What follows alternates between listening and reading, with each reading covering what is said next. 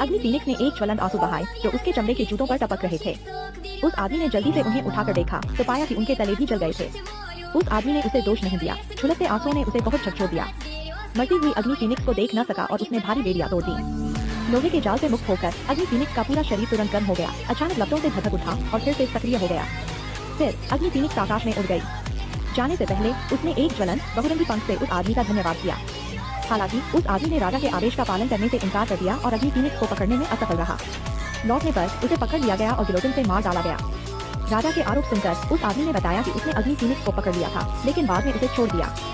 भीड़ आश्चर्य से भर गई, यह देखकर कि कोई भी उस पर विश्वास नहीं कर रहा है। उस आदमी ने जल्दी से वह पंख निकाला जो अग्नि फीनिक्स ने उसे दिया